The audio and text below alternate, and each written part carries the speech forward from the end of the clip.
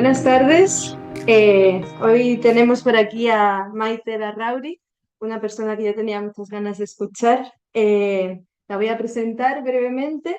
Maite Larrauri es profesora de filosofía y escritora, doctora en filosofía por la Universidad de Valencia. Ha colaborado en diversos medios de comunicación como El País o Radio Televisión Española, con artículos y reflexiones sobre temas filosóficos.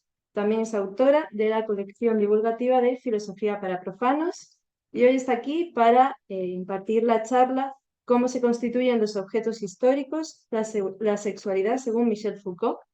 Y te dejo empezar, Maite, que tengo mucho. Porque una cosa, Belén, esto está dentro de un ciclo que habíais hecho sobre el deseo, el sexo y tal, ¿no? A ver, justamente, no es que esté dentro del ciclo, es que el cartel mensual nos ha cuadrado que hemos estado hablando estos días anteriores sobre Eros y Ah, sobre el deseo. Hemos tocado a Deleuze y hemos tocado también a los griegos, a los vale, trágicos, así que vale. esto ya culmina. De acuerdo. Esperamos que culmine. Pues nada, buenas tardes y gracias a los que habéis venido esta tarde aquí a escuchar esto. Eh, Probablemente conozcáis muchas cosas de Foucault o no, pero da lo mismo. Eh, en 1975 se quería hacer un diccionario de filosofía en el cual aparecería una voz como Michel Foucault. La rareza, ¿no?, es que se lo encargaron al propio Michel Foucault. Entonces él firmó con un seudónimo, él firmó como Maurice Florence, o sea, MF, ¿no? Michel Foucault. Y está bien, ¿no? Porque, claro, decirle a un autor en un momento determinado que él dé entrada, digamos, a su trabajo en un diccionario, pues aparte de, es un reto, ¿no? Y al mismo tiempo tienes que ponerte muy a la expectativa de qué es lo que va a decir, porque probablemente va a decir aquello que pretende. No sé si lo consigue o no, pero lo que pretende, ¿no? Y efectivamente, nada más empezar el artículo, dice Foucault, el trabajo de Michel Foucault se encuadra dentro de la tradición crítica de Kant. Y yo creo que eso para muchos lectores de Foucault era una sorpresa, que él se presentara de esa manera, ¿no? Con la tradición crítica de Kant, a lo que se refiere es al hecho de que Kant efectivamente, lo habréis oído nombrar porque es muy famoso, ¿no? Pues escribió la crítica de la razón pura, la crítica de la razón práctica, la crítica del juicio, etcétera. Y en esas críticas lo que hacía era una crítica fundamentalmente al dogmatismo racionalista. Este era una digamos, de sus objetivos, ¿no? Porque le parecía que efectivamente la filosofía hasta Hume, decía él, ¿no?, había adolecido de esa especie de dogmatismo racionalista. Y la crítica era una crítica a eso. ¿Qué es lo que se entendía, o sea, qué es lo que entendía Kant por el dogmatismo de la razón, ¿no? Porque creo que es una cosa que hay que tener en cuenta? Entendía el hecho de que se había constituido la idea de que cuando la razón tiene ante sí una evidencia, y una evidencia que se sostiene ante cualquier duda, esa evidencia corresponde con la verdad, con la realidad. ¿eh? De tal manera que existe una correspondencia entre el mundo y la razón humana, porque la razón humana está preparada para conocer el mundo y el mundo está hecho de tal manera que puede ser conocido por la razón humana, ese tipo de correspondencia. Claro, Descartes, que también lo conocéis, ¿no?, en un momento determinado supo que ahí había que establecer también, digamos, un principio de garantía. ¿Qué es lo que qué es lo que garantiza que efectivamente cuando yo estoy ante una evidencia, esa evidencia se corresponda con la realidad? ¿Qué es lo que lo garantiza? Y Descartes lo dijo claramente, es Dios. Dios es la garantía de esa correspondencia.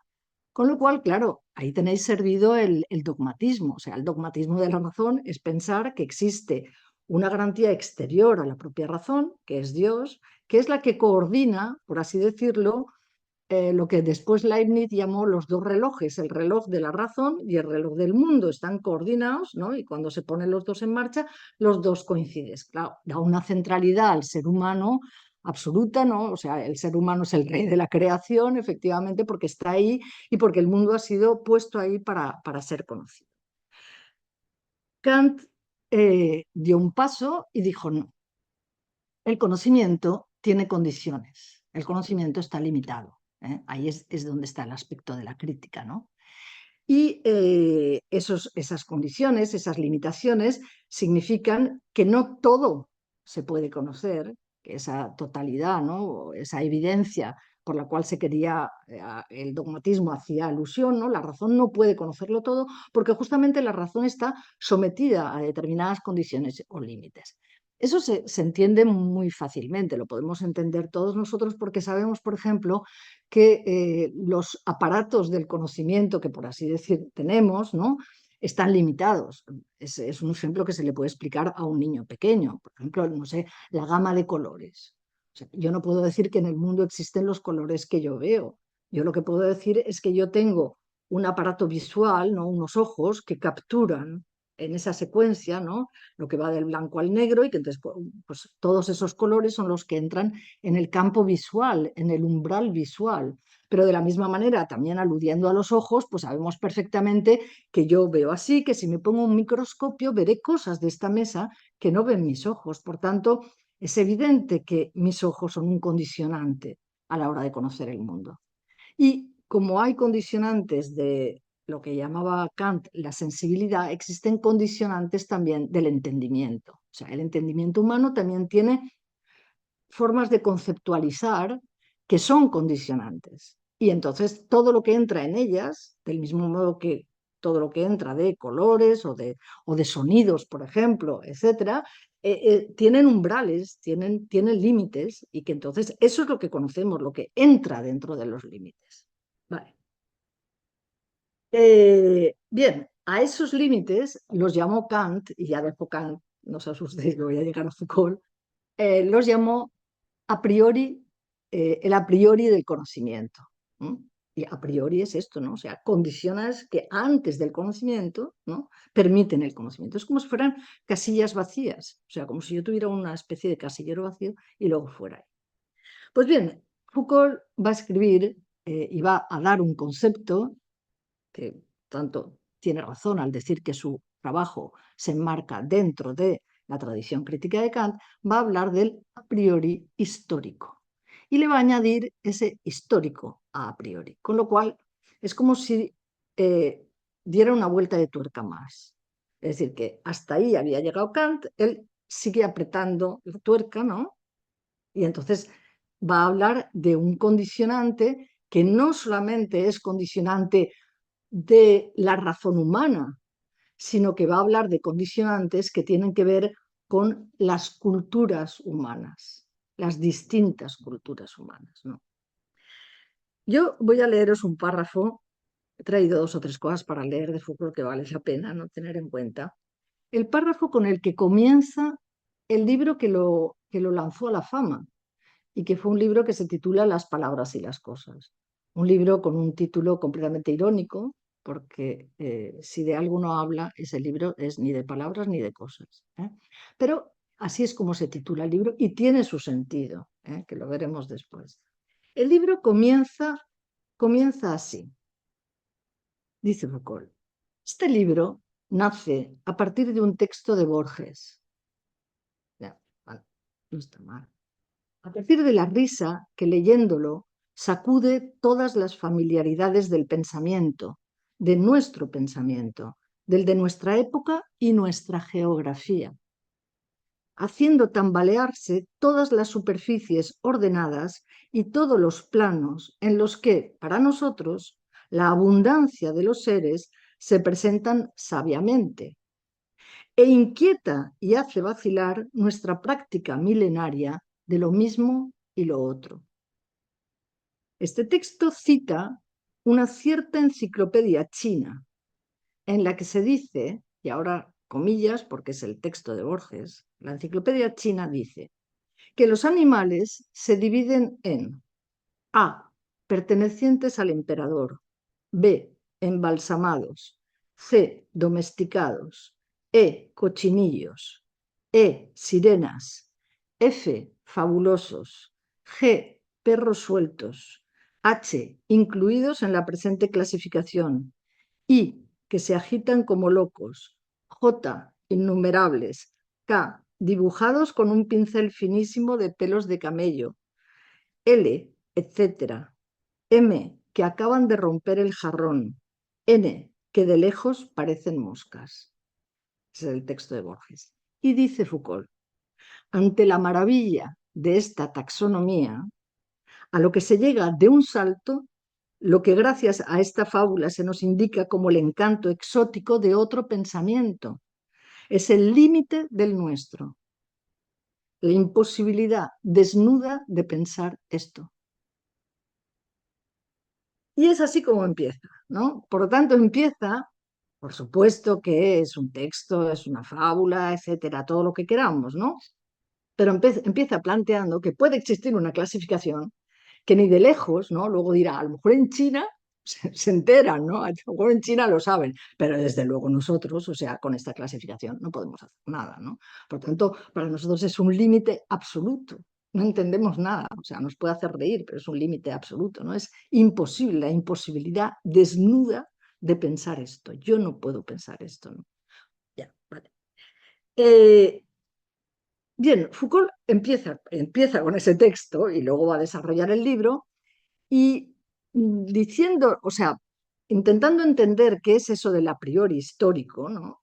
Aplicando a partir de ese texto, podemos pensar que lo que le hace dar, o sea, el giro de tuerca que hace Foucault con respecto a Kant es que efectivamente critica como dogmatismo lo que algunos otros pensadores han llamado el sueño apofántico. El sueño apofántico es el sueño enunciativo, es decir, el hecho de pensar que las lenguas, que el lenguaje es fundamentalmente enunciativo y que cuando es enunciativo lo que dice es algo que tiene que ver con la realidad, que puede ser verdadero o falso, que entramos en el terreno del verdadero o falso.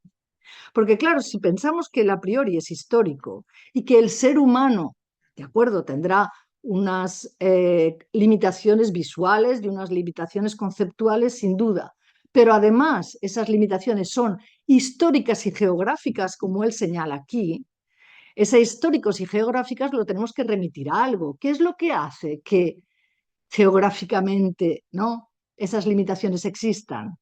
La existencia de distintos lenguajes, de lenguas diferentes.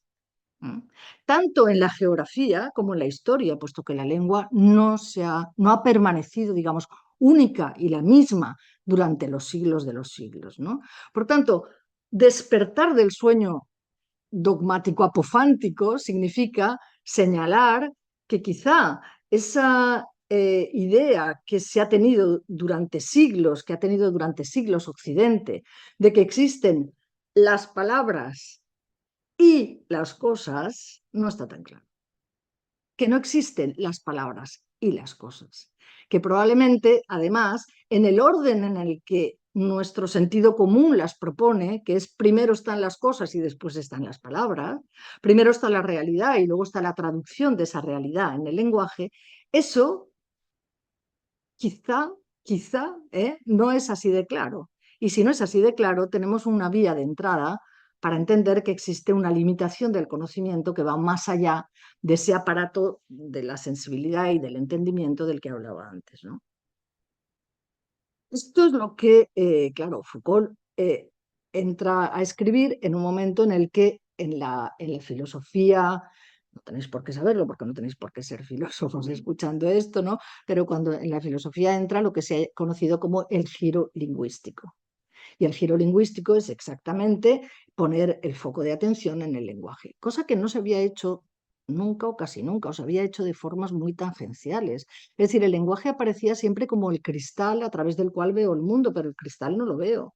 Y entonces, pues ya está, o sea, yo hablo de la razón, pero no hablo del lenguaje, ¿no? Es más o menos lo que se decía, ¿no? Lo que se pensaba. El lenguaje no aparecía como el objeto de estudio, ¿no?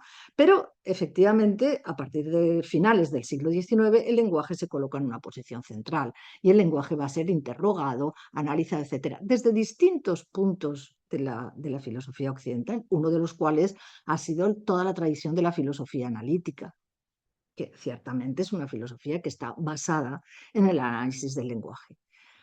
Al principio no coincidió, digamos, con la filosofía analítica, pero acabó coincidiendo con ellos, acabó siguiendo, ¿no?, lo que escribía fundamentalmente alguien como Austin, si habéis estudiado y si lo conocéis y si os suena, etcétera, etcétera, ¿no?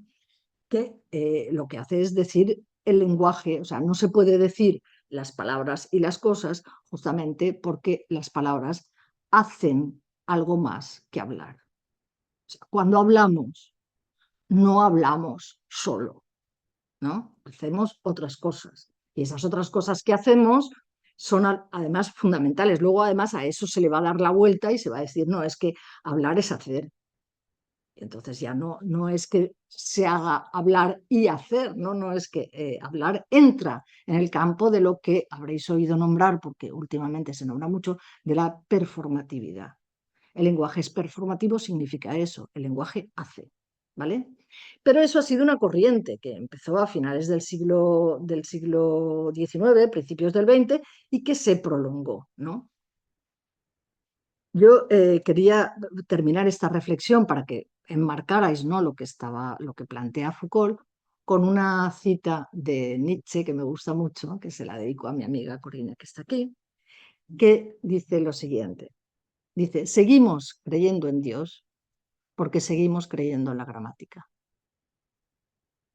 Claro, que Nietzsche es alguien que también había entendido el asunto. O sea, claro, es la garantía, o sea, del mismo modo que Descartes apelaba a la garantía de Dios, y Dios tenía que garantizar que efectivamente cuando mi razón descubría una evidencia, esa evidencia se correspondía con la realidad, de la misma manera que Dios estaba como garantía de eso, ahora resulta que la lengua es garantía de que lo que digo es razonable, de que lo que digo es evidente. Es decir, que si yo digo esto es un vaso y yo soy una mujer, estoy identificando, estoy utilizando el verbo ser, ¿m? Y sigo creyendo en Dios, puesto que sigo creyendo en la gramática que propone que el verbo ser indica una identidad entre el sujeto y el predicado. Y por tanto, mientras yo sostenga, digamos, esa estructura gramatical, yo estoy sosteniendo también, ¿no?, estoy apoyándome en la idea de que existe un Dios que garantiza que cuando yo hablo digo eso. ¿Eh? Una garantía que desde los griegos, fijaros cómo los griegos utilizaban una sola palabra para decir lenguaje y razón, utilizaban la palabra logos. Y logos significa que quien no hable, como decían ellos, quien no hable griego es un bárbaro, porque no habla el lenguaje de la razón, en una proposición muy colonialista, pero así lo decían, ¿no? Entonces la palabra bárbaro viene de balbucear. Entonces, ¿qué hacen los turcos? Bu, bu, bu, bu, bu, bu. Ellos no hablan, porque hablar es tener logos. Luego es siempre, ¿no?, buscar que yo soy el elegido, o sea, yo estoy aquí en esa posición de elección, yo estoy en esa posición, digamos, en la que Dios me ha puesto, estoy en el centro del mundo y lo que yo digo es lo que hay, siempre que utilice, digamos, una correspondencia correcta. Evidentemente, si digo que esto es un vaso, diréis no, pero fijaros cómo la evidencia es compartida. Y esa evidencia compartida se basa justamente en el juego entre el sujeto y el predicado. Así que Nietzsche adelantó y dijo, mientras sigamos creyendo en la gramática, o sea, mientras sigamos creyendo en la gramática del verbo ser, seguiremos creyendo en Dios. ¿Vale? Bien, eh, pero claro, digamos, la dificultad está en entender qué quiere decir que las palabras hacen cosas. No es fácil entenderlo. Y yo creo que lleva a malentendidos en muchas ocasiones. Por ejemplo, yo creo que uno de los primeros malentendidos, y Foucault se opuso a él, es el malentendido de la ideología. Es decir, de pensar que, que la ideología puede transformar las cosas, puede decir cosas que no son las verdades, ¿no? Y que la ideología es lo que tiene que ser objeto de análisis, ¿no? Pero fijaros que el concepto de ideología sigue manteniendo que existen las palabras y las cosas y que hay un problema de interpretación. Algo así como si realmente las palabras fueran interpretaciones y esas interpretaciones yo las pudiera combatir con un análisis o con una crítica y ya está. El punto de vista performativo, el punto de vista en el que se coloca Foucault no es ese. No está diciendo que existan las interpretaciones y que las interpretaciones se puedan combatir con un análisis, sino que no hay esa separación entre palabras y cosas, ¿no? Y que, fijaros, por ejemplo, en los tres digamos, aspectos de la realidad social que Foucault analizó. Analizó la enfermedad mental, analizó la delincuencia y analizó la sexualidad. Esas son, digamos, las tres líneas de las tres grandes historias que él propuso e hizo, ¿no? Si yo me pongo en una posición, no sabría cómo nombrarla, ¿no? Digamos, de izquierda ignorante, por decirlo de alguna manera, y dijera, no, no, no, pero es que lo que está diciendo Foucault es que la enfermedad mental es una interpretación de la realidad y lo que hay que hacer es negar que exista la enfermedad mental, como si fuera nada más que ideología, como si diciendo que no hay locos no los hay, o como si diciendo que no hay delincuentes no los hay, o como si diciendo que no existe la identidad sexual no existe. Y no es eso, o sea, porque si nos ponemos en ese plan, entonces no se entiende que verdaderamente hay una labor auténticamente performativa del lenguaje y que cuando se habla, se dice, se practica, se escribe y se señala como evidencia la existencia de enfermedad mental, hay enfermedad mental y hay delincuencia y hay identidad sexual. Lo único que pasa es que son realidades históricas, están vinculadas al ejercicio de determinadas prácticas discursivas o al ejercicio de determinadas prácticas que alrededor de las prácticas discursivas son institucionales y crean, digamos, ese tipo de realidades. Por lo tanto, no se trata de pensar, cuando pensamos qué hacen las palabras, o sea, o cómo se hacen las cosas con las palabras, que en definitiva es la dificultad, ¿no? No se trata de pensar que entonces fácilmente lo que vamos a decir es que todo lo que hacen es ideológico y que entonces se trata de abolir esas ideas y que cambiaremos la realidad. Sí, porque eso no es así de fácil, ¿no? Eh, Está claro que cuando dice locura o cuando dice delincuencia o cuando dice sexualidad, está proponiendo que existen universales, pero que esos universales son históricos. Históricos quiere decir que no siempre han existido. Significa que son objetos históricos, que han sido creados por la historia, por distintas prácticas, pero que no por eso dejan de ser objetos. Y en un momento determinado, algunos de los analistas de Foucault han dicho algo respecto a esta cosa de palabras y cosas o no hay palabras y cosas, ¿no? El objeto histórico sería más que una palabra y menos que una cosa. Fijaros como en ese entre dos, ¿no? Más que una palabra, menos que una cosa. Quiere decir, más que una palabra porque la palabra ha hecho algo. Menos que una cosa si con cosa yo quisiera aludir a una cosa natural, a algo que existe en la naturaleza, algo que existe inamovible. Por tanto, la enfermedad mental no es un objeto natural, es un objeto histórico, ¿no? Eh, bien, yo he traído aquí de este libro porque me gustó mucho. Max a veces es de una gran intuición, ¿no? Lo discutimos y tal, pero es de una gran intuición. Y él ha querido representar exactamente algo de lo que estoy diciendo, ¿no? A través de una imagen que a veces está muy clara. Fijaros. Aquí se ve una señora y un señor con unas gafas con una cuadrícula, ¿vale? Y la señora dice, ¿te has fijado en estos 5 rombos? Y obviamente se ven 5 rombos, ¿no? Y él dice, me gusta mucho cómo combinan con el fondo azul. Y ahora el punto de vista salta y está fuera y dice, en el rombo amarillo, el que da dinamismo a todo el conjunto. Fijaros lo que hay. Esto. O sea, lo que hay no es esto y esto, sino esto. Este es el punto de vista, digamos que podría decirse que es el punto de vista de Dios. No es el de ninguno de los sujetos agentes que están mirando ese dibujo, sino que es el punto de vista exterior, ¿no? O sea, si hubiera que decir que hay una realidad natural, atención, si hubiera que decirlo, sería esta. Estas dos son dos realidades históricas. ¿Por qué? Porque están vistas por esas gafas. Fijaros que esas gafas, volvemos a la idea de la visión, ¿no? Igual que decíamos que existe una crítica de la razón, porque la razón está limitada, aquí está limitado lo mismo, solo que el objeto es histórico, o sea, pero es el mismo concepto de que hay unas gafas con una estructura, con una cuadrícula, y esas gafas con esas cuadrículas permiten ver esto como rombos. Aquí no se ven rombos, aquí se ve algo que no se podría determinar qué es, ¿no?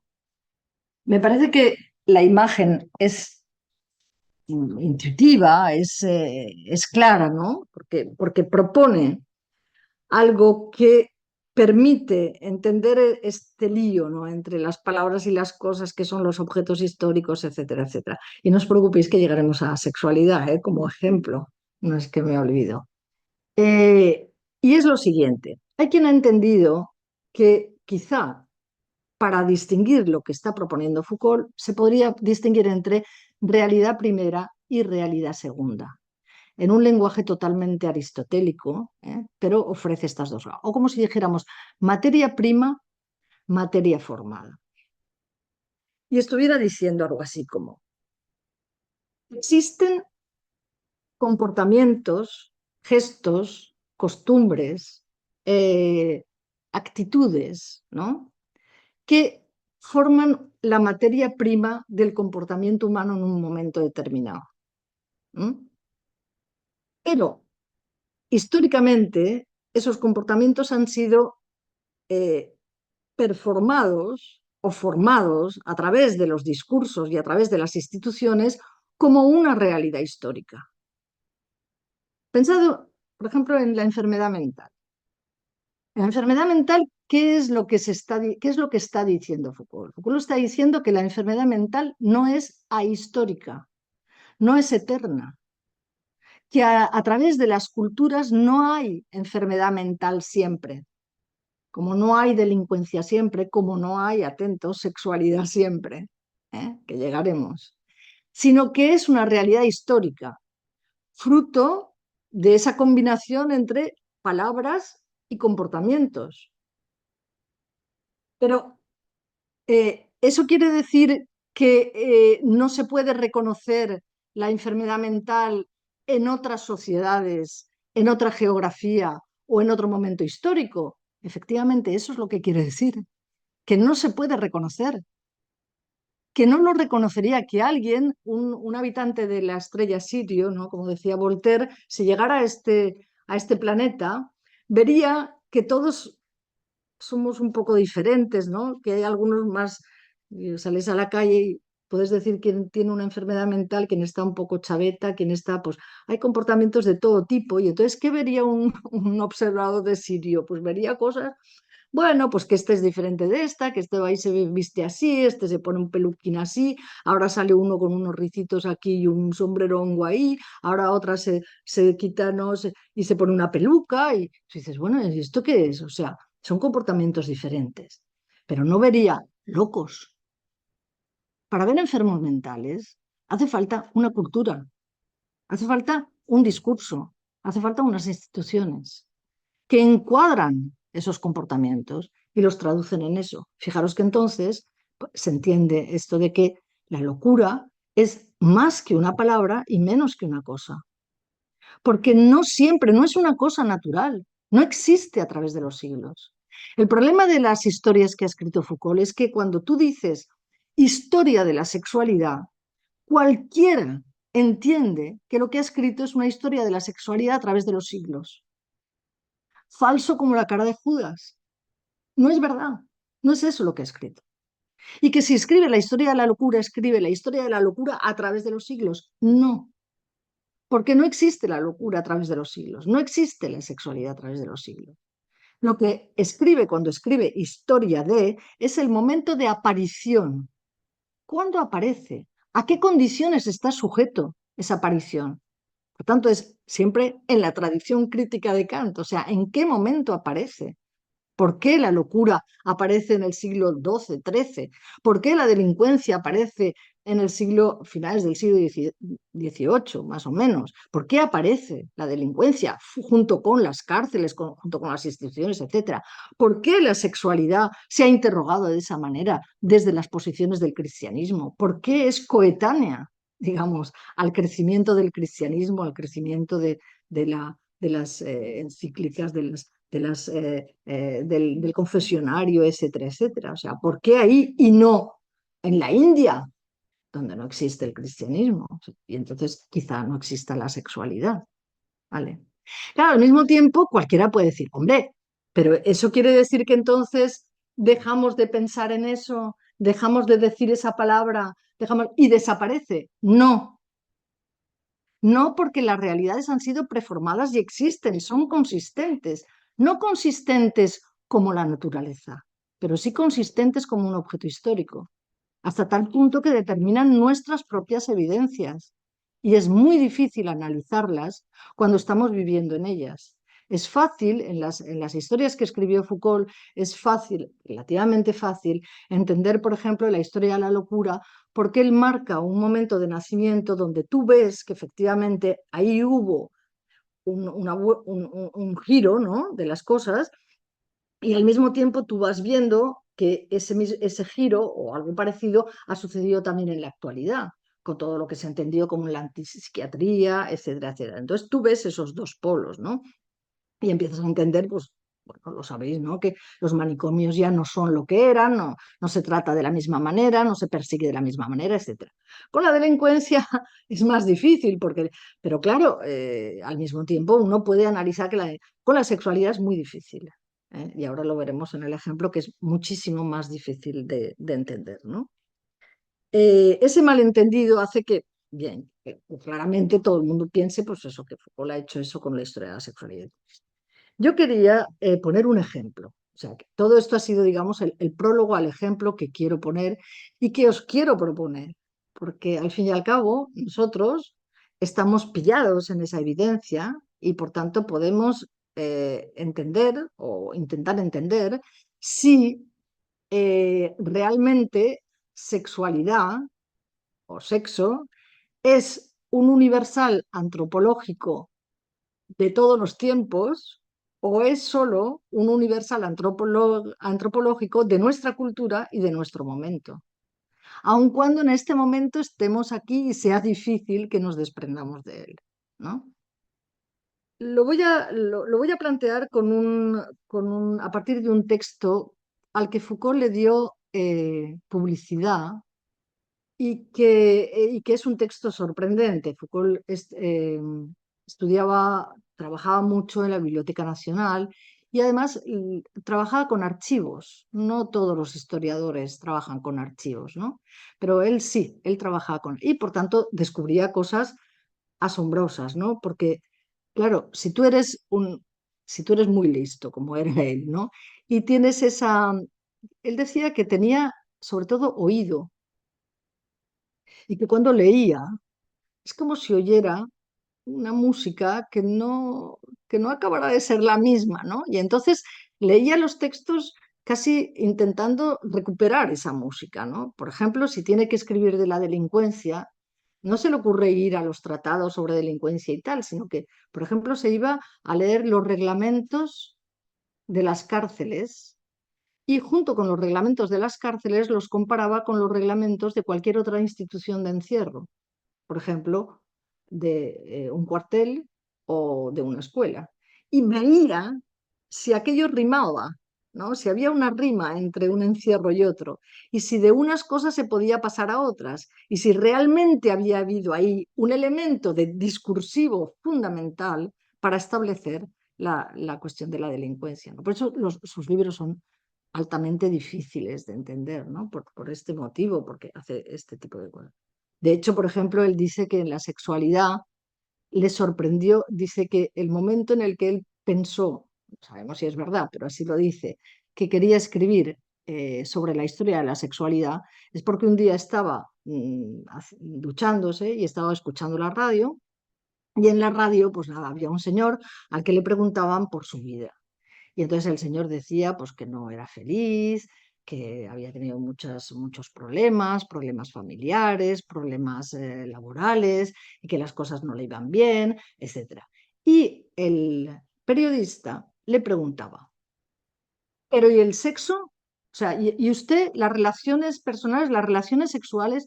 Y él decía, no, eso no tiene importancia. Y volvía sobre la pregunta. Y entonces Foucault dijo, pero demonios, o sea, este señor está hablando de la felicidad de su vida, de tal, y vas como si ese fuera el elemento, o sea, como si fuera el elemento identificatorio por el cual no se puede pasar si no es por ese para poder hablar de la felicidad o infelicidad de una vida, o de la realización o la no realización de una vida.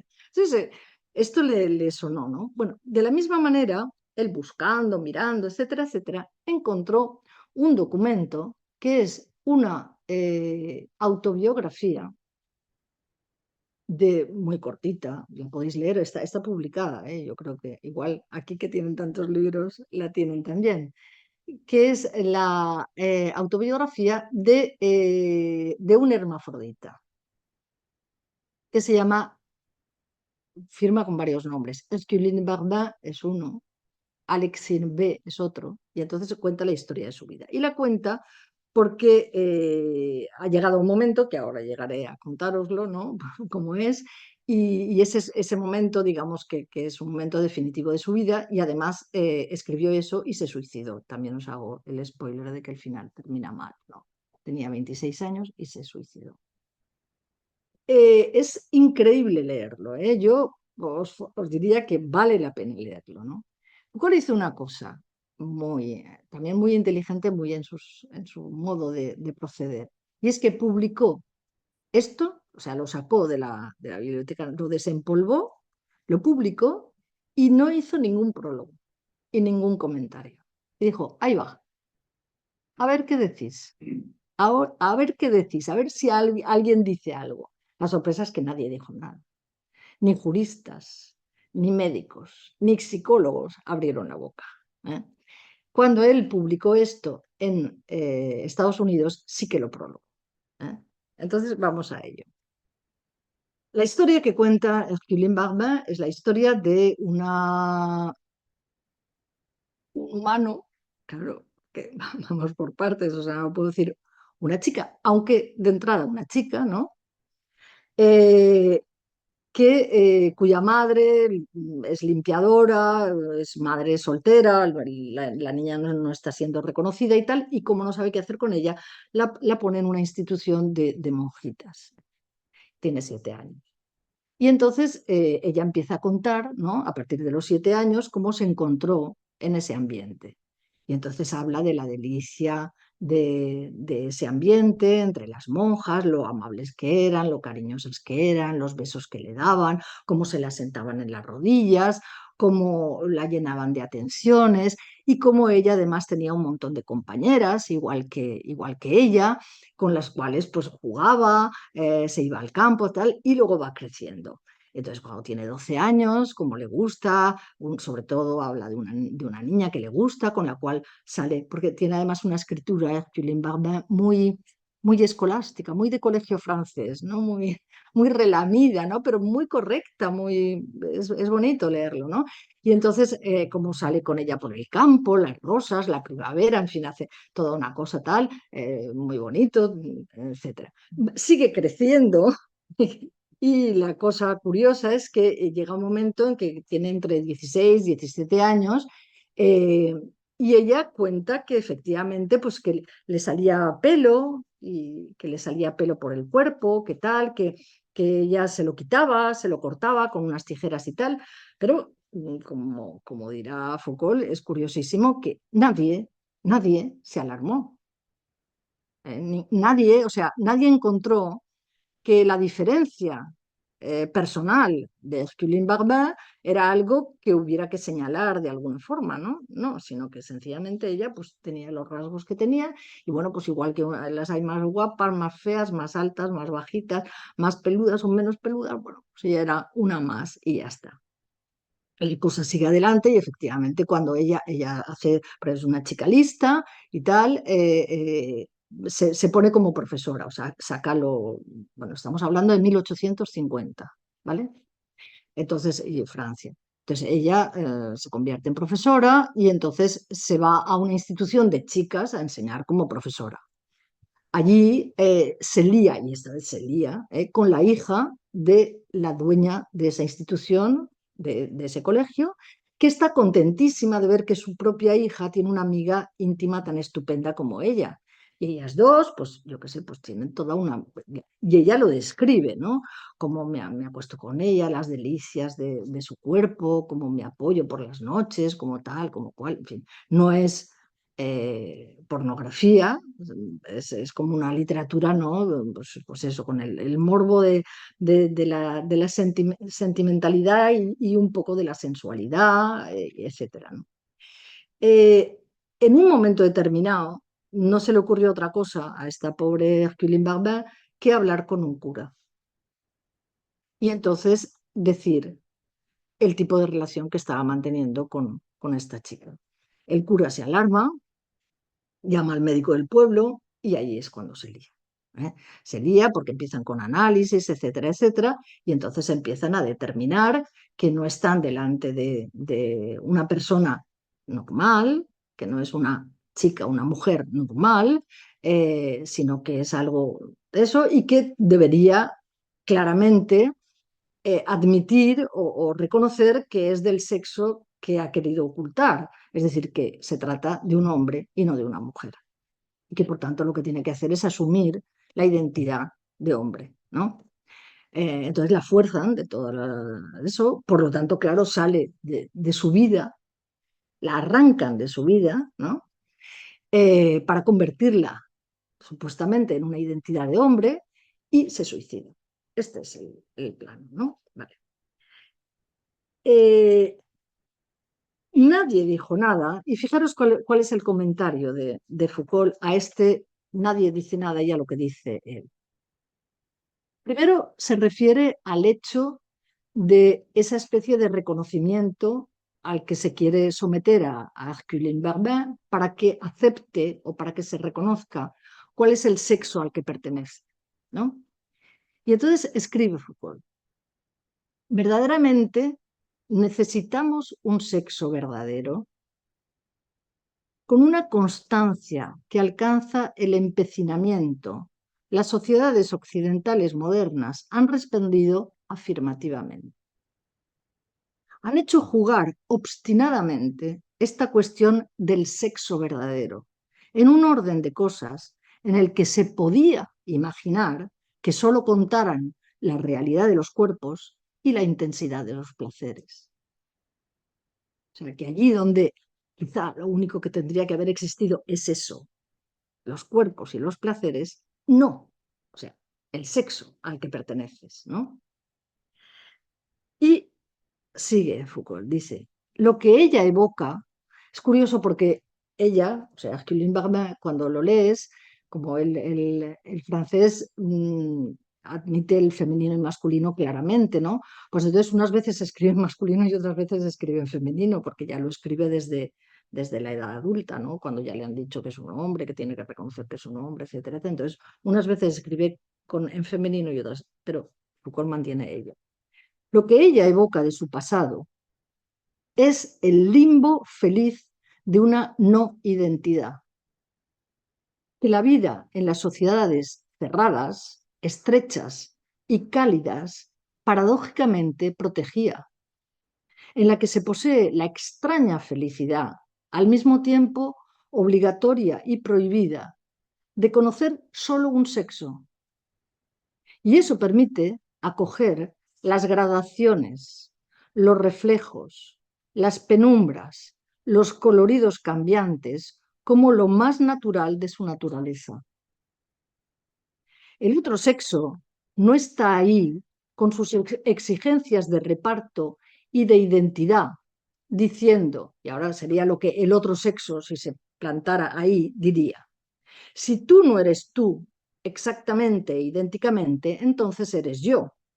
Presunción o error importa poco, serás condenable si te quedas así. Vuelve en ti y ríndete y acepta ser yo. Esto es lo que diría el otro sexo. Y sigue diciendo Foucault, me parece que Alexina no quería ni una cosa ni otra. Ella no estaba atravesada por ese formidable deseo de incorporarse al otro sexo, como le sucede a algunos que se sienten traicionados por su anatomía o prisioneros de una injusta identidad. A ella le gustaba, creo yo, ese mundo de un solo sexo en el que estaban todas sus emociones y todos sus amores. Le gustaba ser otra sin tener que ser del otro sexo. Ni mujer que ama a las mujeres, ni hombre escondido entre las mujeres.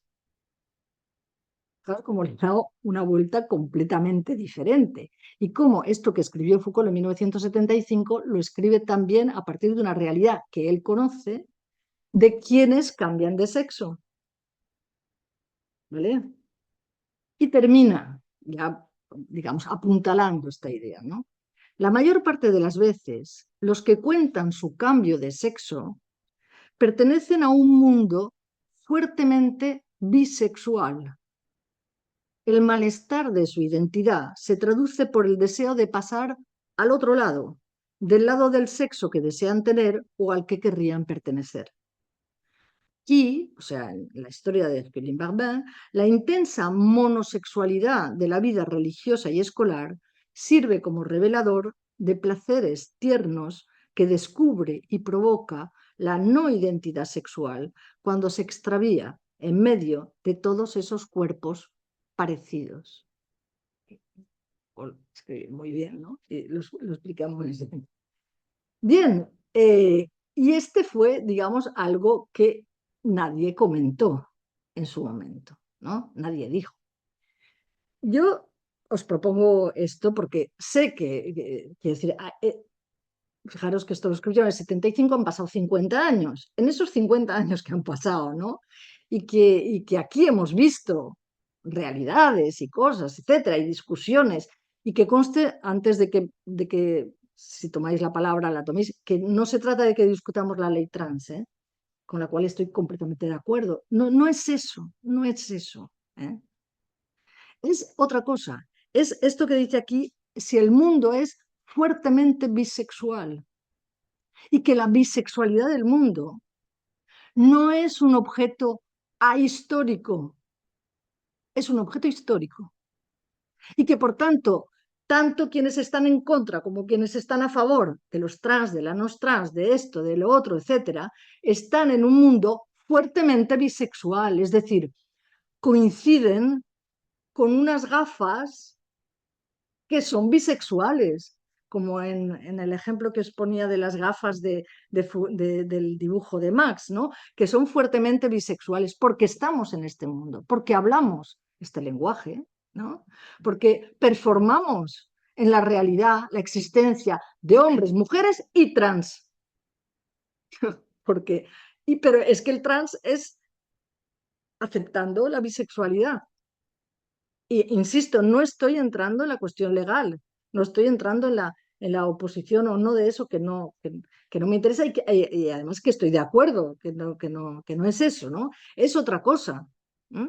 Es entender que a veces, o sea, no vemos, digamos, el análisis al que podríamos llegar, no vemos más allá de lo que nos propone la discusión o como se dice ahora, el marco mental que se nos proporciona. Si el marco mental es de la bisexualidad, yo pico y digo hombre, mujer, trans, ¿vale? Pero, o lesbiana, homosexual, etc. A Foucault lo leeréis 1000 veces que era homosexual. Cuando a Foucault le preguntaban, él decía, yo no soy homosexual, yo quiero ser homosexual. Pero es que la cosa es completamente diferente, ¿eh? Completamente diferente. No soy homosexual, quiere decir, no hay una realidad natural en mí que sea la homosexualidad. Yo quiero, por política, porque me da la gana, porque por deseo, porque, porque me gusta la comunidad gay, californiana o no, me gusta la comunidad gay y entonces quiero estar en ella, ¿vale? Entonces, eso es importante que lo tengáis en cuenta, ¿no? Porque eh, yo he leído últimamente a una filósofa que me gusta mucho, que se llama Bárbara Casa, que aprovecho para hacerle publicidad, que dice una cosa, que dice frases maravillosas, pero esta, fijaros bien, es maravillosa, es para quedársela. Dice, el universal siempre es el universal de alguien. Es estupendo, es estupendo. ¿Qué quiere decir? Un universal pues eso, homosexual es un universal, pero como hombre, mujer es un universal, ¿no? Pero los universales no son la traducción inocente en palabras de la realidad que existe. No es que porque existan homosexuales existe la palabra homosexual. Es al revés. Aun cuando, efectivamente, no estoy diciendo que porque suprimamos ciertas palabras suprimiremos ciertas realidades, no es eso lo que estoy diciendo. Y sin embargo sabemos que dentro de 200 años nos mirarán a nosotros y dirán, ¿y estos qué bollos se metieron en la cabeza a propósito de si eran hombres, si eran mujeres, si eran... O sea, ¿qué es este lío? ¿No? Porque puede haber ese punto de vista, ¿no? Exterior, igual que uno dice, pero ¿cómo es que se está llamando, no sé, a las mujeres brujas? ¿Cómo se les metió este lío en la cabeza? Que las persiguieron y las quemaron por brujas. Y lo único que sabían eran de 4 plantas y de 4 cosas, y eran comadronas y tal, y eran brujas. O sea, ¿cómo se les metió? Y nos horrorizamos, nos escandalizamos, nos situamos fuera de ese momento histórico y decimos, córcholis, cuando a lo mejor estando allí también hubiéramos añadido, esta es bruja, ¿no? Fijaros, por ejemplo, en una cosa fundamental, ¿no? Y es que tú descubres que el universal es el universal de alguien y que por tanto es histórico cuando tú sufres el malestar que ese universal te impone. Eso el feminismo lo sabe al pie de la letra. O sea, ¿qué es lo que pasa? Que cuando te dicen compórtate como una mujer, tú dices, ¿qué? O sea, ¿qué es lo que se me está diciendo? ¿No? Tú eres una madre, tienes que tener sentimientos de madre. Entonces, madre, mujer, son universales, pero son universales de alguien. No son mis universales, son los universales a través de los cuales se ha forzado una situación que probablemente es de poder. Yo no he hablado del poder, pero sabéis que si habéis estudiado un poquito a Foucault, sabréis que Foucault habla continuamente del poder, que juega aquí. ¿Por qué? Por esto, porque el universal de alguien significa el universal que a través del poder de alguien se ha impuesto, ¿no? Entonces, cualquiera de las preguntas identitarias, ¿eres homosexual? ¿Eres lesbiana? ¿Eres trans? ¿Eres mujer? ¿Eres hombre? ¿Eres tal? Son preguntas identitarias en las cuales, si entras en ellas, y Foucault no entraba por ese mismo ejemplo que os he puesto, inmediatamente estás, digamos, en el terreno histórico al que perteneces, efectivamente, pero estás dentro de un marco que favorece a alguien. ¿A quién ha favorecido desde siglos decir que las mujeres son esto y no lo otro? ¿A quién? No hay que pensar mucho. ¿A quién le ha favorecido decir que las madres son esto y no son otra cosa? Es que es evidente, ¿no? Entonces, claro, en el malestar es cuando tú te rebelas. En el malestar es cuando tú dices, bueno, puedes decir muchas cosas. Una de las cosas que puedes decir es, vale, las mujeres son esto, pero yo no voy a ser así. Yo voy a desobedecer. Yo no quiero esto, ¿no? Hoy pasaba por Malasaña y he visto una basura en la que había una pintada maravillosa. Y os la digo, parecía del mayo del 68. Decía, el futuro de reflexionar es desobedecer. A mí me ha parecido maravilloso. Pues eso, o sea, resulta que cuando tú tienes delante, sí, yo estaba hablando más bien de malestar, ¿no? Pero ese malestar te hace reflexionar, o sea, cuando tú tienes delante, ¿no? Una forzada identidad como mujer, yo qué sé, como española, como madrileña, ir poniéndole, o sea, porque el verbo ser, ¿no? Ya sabemos, ¿no? Que tiene una gramática, entonces, y tú a través de eso se te está imponiendo un tipo de comportamiento, dirigiendo a un tipo de comportamiento, tú si estás en ese malestar es cuando tú te das cuenta de que quizá eso no está tan claro. O sea, que eso que todo el mundo ve claro, pues tú no lo ves tan claro. Y que entonces esa identidad tú te quieres apartar de ella. Es un momento importante para entender quizá la radicalidad del pensamiento de Foucault, de lo que él proponía. Por eso él, cuando oyó ese programa de radio, dijo, demonios, o sea, a este hombre se le está forzando a que diga que su felicidad no tiene más origen que su vida sexual. ¿Y por qué? O sea, ¿por qué tiene que haber eso, no? ¿Por qué, como dice aquí, ¿no? En vez de los cuerpos y los placeres, ahora resulta que de lo que se trata es de saber si está casado, si no está casado, si tiene un amante, si tiene tres, si tiene tal, porque es eso lo que hay que hacer, ¿no? Lo que tal. Bien, pues nada, yo quería terminar también en la vía de lo que estaba diciendo a propósito del malestar y la desobediencia, ¿no? Con una frase de Foucault que me gusta mucho que dice, lo que ha sido construido históricamente, y construido históricamente pues ha sido pues, es la enfermedad mental, la delincuencia, la sexualidad, puede ser destruido políticamente. Y ese era el objetivo de Foucault, ¿no? Cuando escribió la historia de la sexualidad. No hacer la historia de la sexualidad a través del tiempo, sino destruir políticamente un marco mental en el que pues, él no estaba a gusto, cuanto menos, ¿no? Eh, yo he deseado muchísimas veces que Foucault fuera una mujer, hubiera visto aún más claro. Vale, pues gracias. Y no sé, Sí, si alguien quiere decir, siempre proponer, aquí para lo que sea. charlar, para hacer Claro. preguntas, así que os animo a que sean Pues si no hay nada. Sí.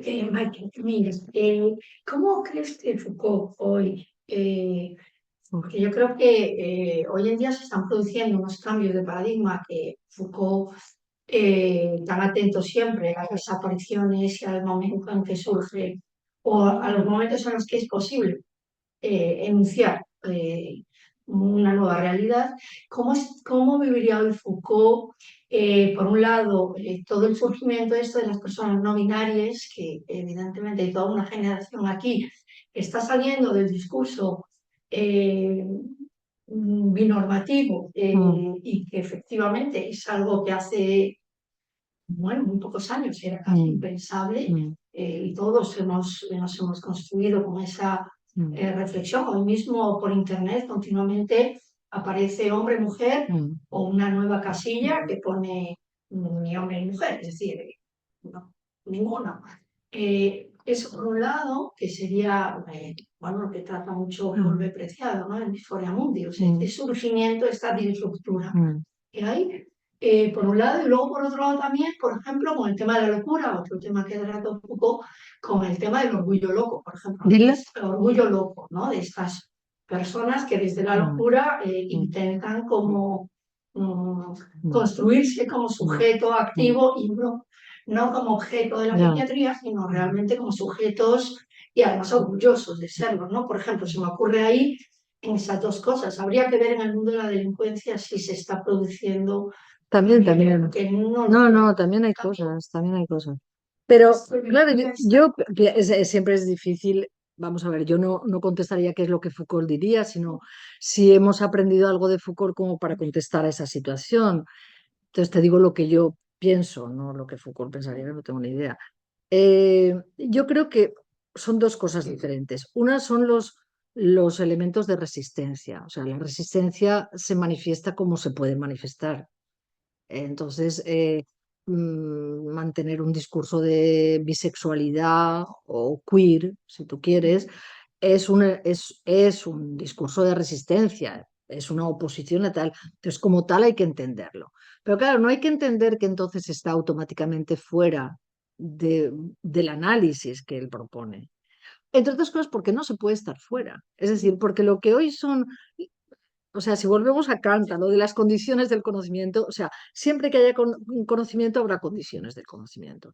Y esas condiciones del conocimiento serán estas en estos momentos y otras en otros momentos. Y la historia, ocupaba una cátedra en el Colegio de Francia que se llamaba Historia de los modos, de los sistemas de pensamiento. ¿Por qué? Porque pensaba que había sistemas de pensamiento diferentes y que se podían contraponer. Entonces, siempre habrá un marco de pensamiento, eso es lo que quiero decir. Entonces no hay que confundir lo que es la resistencia, la rebelión, etcétera, que es esto con que te hayas liberado totalmente, por ejemplo, en el problema de la identidad sexual. Supongo que hay muchas maneras de proponerlo, pero si tú lo propones de una manera muy identitaria, la bisexualidad, ¿no? Estás otra vez dentro de un universo identitario. Sí, creo Por eso te digo que es que, sí, pero por eso es, depende, o sea, que tú como oposición mantengas esto, está claro, ¿no? Porque claro, el ejemplo de Hercule Bergman es un ejemplo, pues yo que sé, que es como si estuviera una cápsula cerrada, ¿no? Porque aparte es una vida que, fíjate cómo terminó, o sea, terminó suicidándose y tal, ¿no? Pero claro, y dice cosas que son elementos importantes. A mí, ¿sabes lo que me hizo pensar, por ejemplo, cuando yo leí Hercule Bergman? Que yo me eduqué en un instituto de chicas, no un colegio de monjas, un instituto, pero solo de chicas. Y toda la vida he pensado, aunque no te atreves muy bien a decirlo, ¿no?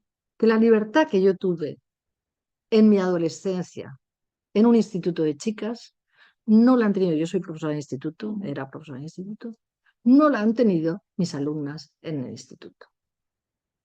Porque de los chicos ya dirán ellos lo que tengan que decir si alguna vez dicen algo hablando por sí mismos. Pero de las chicas te puedo asegurar, o sea, que en los momentos en que pasas, las reglas, las tetas que te crecen, una que te crece por aquí, otra que te salen por aquí, otra que no sé qué, que no sé cuánto. Todo eso en un ambiente solo de chicas. Era un ambiente perfectamente libre. Entiendo lo que dice. Entiendo que en ese universo no hay, digamos, esa marcada sexualidad en la cual las chicas tienen que ir de chicas, los chicos tienen que ir de chicos. Si no eres un marimacho, si no eres esto, eso. Pero eso, ¿qué lo marca? Lo marca, él lo dice claramente. O sea, en el momento en que hay dos sexos, ¿no? Claramente o eres de uno o eres de otro. Entonces, no sé, con esto te quiero decir, o sea, que los modos de resistencia a ciertas cosas se pueden plantear en muchos terrenos. Yo a veces pienso, me atrevería a defender que la enseñanza durante un periodo debería ser monosexual. Y a lo mejor sería mucho mejor. No toda la vida, está claro. No los niños pequeñitos, no a partir de los 17 años, pero de 12 a 16. Uy, pues de 12 a 16, creo que les iría a las chicas, desde luego mejor, probablemente a los chicos también. ¿Eso qué quiere decir? Que no estoy proponiendo algo, no estoy proponiendo nada, pero que los modos de resistencia, ¿qué es un modo de resistencia decir en un momento determinado? eh, yo soy queer, yo soy bisexual, yo no me reconozco, digamos, ni en un sexo ni en otro, participo de esta, ¿no? de este momento de indefinición, etcétera. Pues claro, es un modo de resistencia que yo entiendo, que yo leo, que yo analizo, que me interesa lo que dicen y lo que escriben, ¿no? Y que, porque me interesa ver qué malestares manifiestan, qué resistencias señalan, y eso yo creo que es una de las cosas que ha hecho toda la vida Paul, muchísima más inteligencia, con muchísimo más saber del que yo pudiera emplear.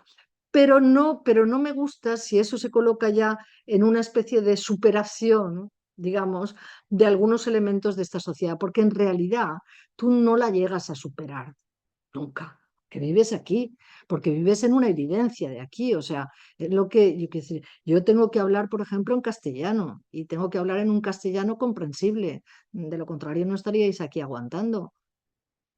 Eso quiere decir que entro dentro de una gramática en la que creo más o menos y que la comparto, porque comparto un sentido común, comparto un universo más o menos cultural.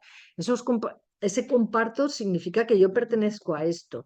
Eso no quiere decir que yo no pueda analizar, desobedecer, reflexionar e ir a otras cosas. Pero solamente cuando se han planteado las cosas en términos de ideología y de batalla ideológica, se ha querido pensar que se podía uno librar de una cosa para pasar a otra. Yo creo que eso así tal cual no se da. Otra cosa es que efectivamente, no sé, yo cuando he citado, por ejemplo, la frase de Foucault de no soy homosexual, quiero serlo, es fuerte la frase y además te hace pensar. Sí, te hace pensar, ¿no? Luego, ¿qué sería? Pues sería homosexual. Seguramente, ¿no?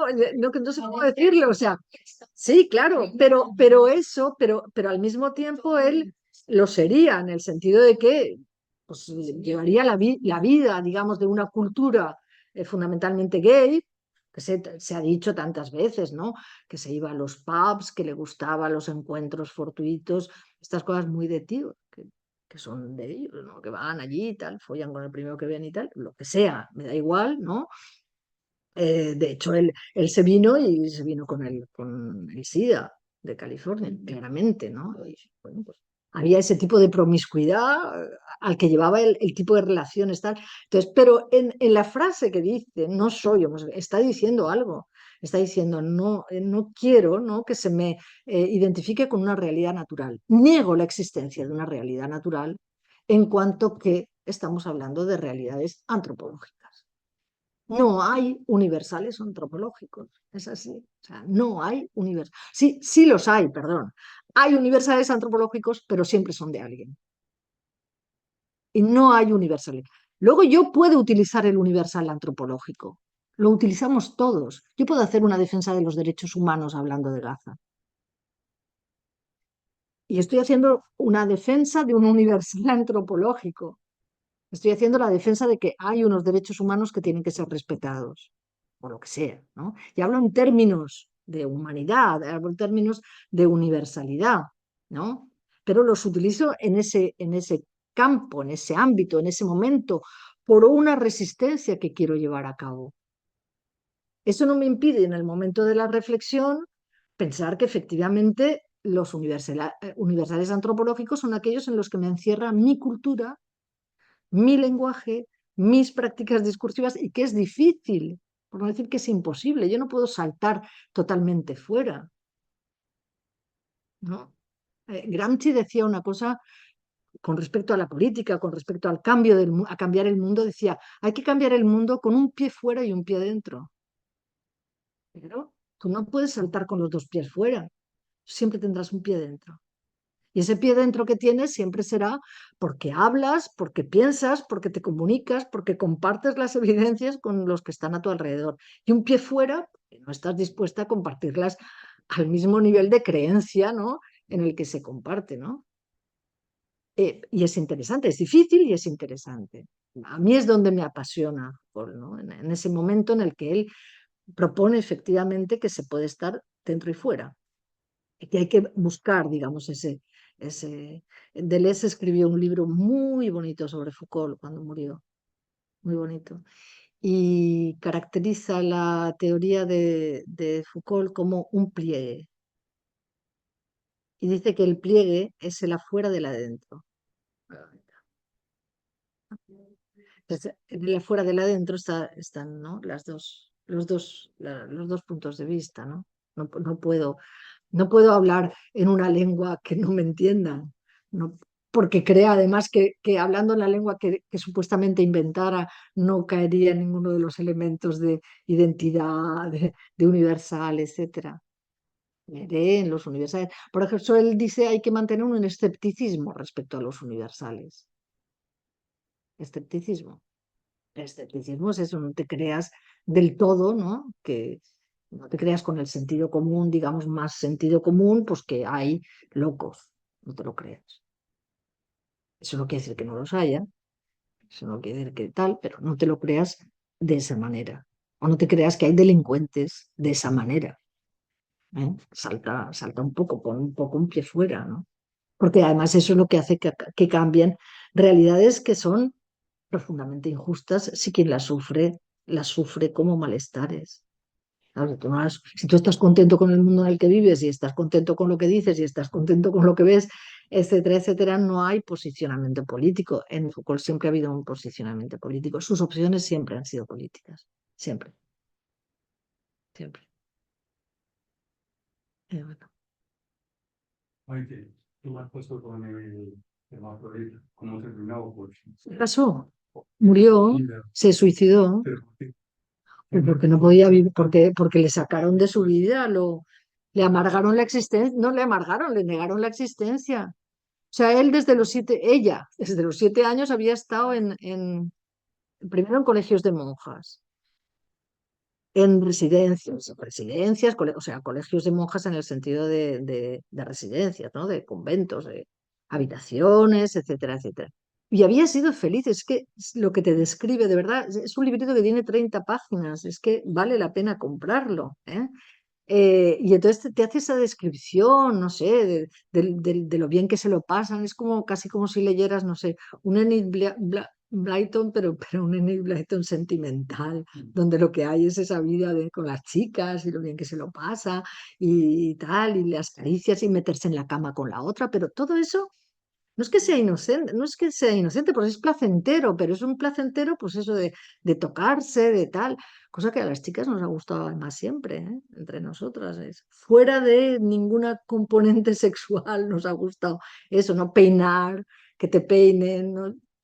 Cosas, yo qué sé, las chicas lo sabemos, eso. Pues ella estaba ahí, estaba a la mar de contenta y tal, y hace esa descripción, ¿no? En el momento en el que eso se convierte claramente en sexualidad, en sexualidad como lo entendemos, es decir, en que efectivamente tienen relaciones de pareja con la hija de la dueña del colegio y tal, y encima lo confiesa al cura, ahí es donde la cosa se estropeó. Cuando se estropeó, la arrancaron de ahí, la sacaron de ahí, pero claro, la sacaron de ahí a los 22 años. Entonces, ¿qué tenía? No tenía nada. No, no sé, a mí no me resulta muy difícil pensarlo. No tenía dónde ir, no tenía dónde caer. ¿Qué iba a ser? ¿Un hombre? ¿Un hombre? ¿De qué? ¿Dónde? ¿En qué? una justificación, un prólogo, a los suicidios. No, no, no, no, no, no, no. No lo escribe a punto de suicidarse. O sea, escribió eso y luego un mes o dos después se suicidó. No dice me voy a quitar la vida. Yo he visto, pero es que hay muchísimos diferentes, porque no recuerdo por qué lo escribe. Pues porque se lo dijo el médico, porque alguien le dijo estaría bien que lo escribieras. Y entonces ella, por eso digo, es muy académico, es muy francés, las frases tan bien construidas, un francés tan hipercorrecto, porque es de esa hipercorrección que se tenía en el colegio francés. Yo estudié en un colegio francés, ¿no? Hipercorrección, las frases, las no sé qué, tal. Entonces tiene ese punto, ¿no? No relamido, ¿eh? No relamido para nada, bien escrito, pero muy formal, muy formal, ¿no? Y en esa formalidad hace ese tipo de descripciones, que es eso, ¿no? Como la trataban y como ella trataba a las otras niñas y tal, ¿no? Claro, todo eso se lo quitan, ella junto con la hija de la dueña del colegio, pues pensaba que iban a seguir viviendo así. No tenían ningún problema seguir viviendo así, ellas. Ni ella ni la otra, que era totalmente femenina. La descripción que hace Hercule Bama es totalmente femenina. No tenía ningún problema. Pero como dice Foucault, o sea, Hercule no quería ser ni una mujer que amara a las mujeres, ni un hombre que amara. O sea, no quería estar en esa dicotomía. Cuando la pusieron delante de ella, pues la pusieron eso, el cura y el médico. Se acabó. Que además, curioso, ¿no? Cura y médico, ¿no? Que son las dos instituciones que te hacen una. Y entonces, bueno, en un momento en el que además, supongo que en Francia, en los años 1850, 1860, se estaba poniendo en marcha la ciudadanía, el carnet de identidad y todas estas cosas, pues claro. Foucault siempre dice, la identidad, dice, es una, lo pide, ¿cómo dice? Lo pide la institución, pero que en mi vida privada me dejen estar. O sea, es de carne de identidad. Pues yo en el carnet de identidad escribiré lo que tengo que escribir, pero en mi vida privada que me dejen estar. Porque, claro, es así, ¿no? O sea, es un reclamo, ¿no? Que te puede hacer la sociedad, que te puede decir, sí, ¿usted qué es? O sea, hombre, mujer, o qué es lo que... Y entonces él decía eso claramente. Estaba buscando porque la cita hasta que está dibujada de mal.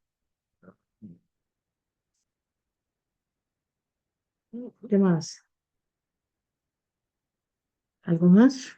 Sí, yo Sí, voy a claro. aprovechar para felicitarte porque la colección de filosofía para profanos para mí es una verdadera joya y única, ¿eh? Soy profesor de filosofía y creo que hay pocos libros tan bien escritos, tan sencillos, tan filosóficamente productivos como esa colección. De hecho, Gracias. por casualidad, hace 4 años, en segundo de bachillerato, leímos el de la sexualidad de Foucault en 2 o 3 clases, que les encantó y bueno, que dentro de la literatura se escribe de introducción a la filosofía, eso, y yo he buscado en Francia, en España, y leo mucho. Desde luego es una obra maestra y te quiero felicitar Gracias. porque también escritos con tanta claridad y con tanta enjundia filosófica, tú lees cualquiera de estos libros y te hace un viaje y eso me parece bueno, pues, una maravilla y quiero aprovechar para felicitarte. Gracias. Una presentadora dijo una vez que era como un aperitivo. Dice, no es comida, es un aperitivo, pero el aperitivo te abre el apetito, entonces Es una comida completa. es una comida completa. Pues mira, ya que eres profesor de filosofía, hay dos cosas, las dos últimas que he escrito, que se han tenido, porque como esto era una colección, pues ha aparecido como colección y tal. Y te las digo porque yo son las que estoy, era profesora, ¿no? de instituto en Valencia y estoy jubilada. Y entonces yo ahora voy a institutos de Valencia donde han leído estos libros que te voy a decir ahora, y que son, uno es creo que no lo tenéis, el de un sujeto inesperado.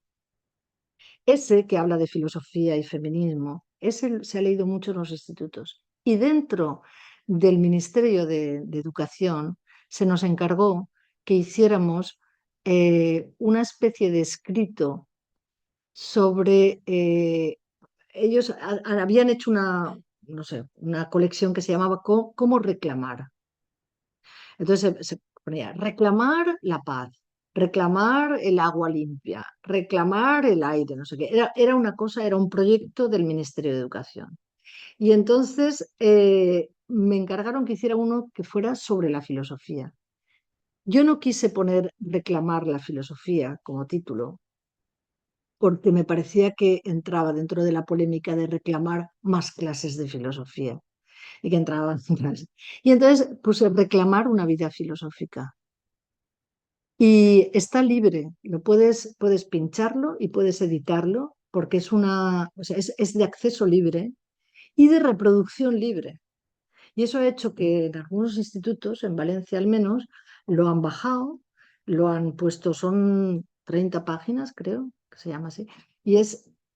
Y no sé, yo me siento muy contenta de ese reclamar una vida filosófica como introducción a la filosofía, pensando en institutos donde sí, también han visto alguno de estos libros, pero el reclamar una vida filosófica en particular me parecía que además es una manera de invitar a todos los adolescentes a que sean aprendices de filósofos. Me gusta, esa idea me gustaba, que es con la que escribí eso. O sea, bueno, es una idea. Y de hecho, otros programas de radio, el de filosofía para profanos, el de Hannah Arendt y el de Simone Weil, pues les obligó, lo escuchamos en clase todos los años. Yo, mira, y dos filósofas poco Sí. conocidas que, Mm. pues, Ahora más conocidas, porque estábamos comentando, ¿no? Que Simone Weil y Hannah Arendt, yo desde luego en la carrera jamás me las nombraron. Nunca. Y Simone Weil era de las que cuando te la nombraban o la nombrabas, inmediatamente se creía que era la ministra que defendió la ley del aborto en el Parlamento francés, ¿no? Y claro, no es ella. Es otra. Y Hannah Arendt, ahora pienso con la cantidad de cosas que se escriben, que se dicen, y es que ni nombrar, claro, pero yo estudié filosofía en los años 70. que- Acaban de introducir en el lavabo en Madrid este año. Ah, sí, Sí. bien. Tengo una mujer. Ah, sí. Sistema. ¿Y qué texto han metido? Pues no sé. Sé que hay un texto, no sé si de la condición humana, pero bueno. Sí, hay cosas preciosas, ¿no? Cosas muy buenas. ¿Tú haces leer Hannah Arendt en clase a tus alumnos? Sí. Con el tema ese Mm. de la libertad que tengamos, Sí. pues contamos lo que siempre para conectar la parte final de filosofía. La película es muy valiosa, ¿no? Sí, sí, pero la película a veces ya se hace muy largo para mí, Ya. que lleva muchas clases. El Sí. programa ese de radio está muy bien porque da una hora, lo Mm. puedes escuchar en una hora y Sí. Ah, ya, los programas de radio, sí, esos salieron muy bien. filosofía Sí. para, Sí. sí que cuadra mucho para una hora y efectivamente Ah, sales con una buena sí. idea y Ah, conceptos sobre el Hannah muy bien explicados. este chico que... No, yo para Sí, sí. el tema que yo en el instituto hace 2 años sí que llegamos a dar de Allen, sobre todo la evolución del mal en primer bachillerato. Ah, muy bien. Estupendo. Entonces, No, claro, o sea, claro, eso es muy bien. El mundo avanza. Eso está bien, ¿no? Cambia también, sí. Eso también te hace pensar que lo que haces también cambia las cosas, ¿no? Pues está muy bien. Bueno, pues ¿lo dejamos? Si no hay más palabras, Sí, la verdad es que estamos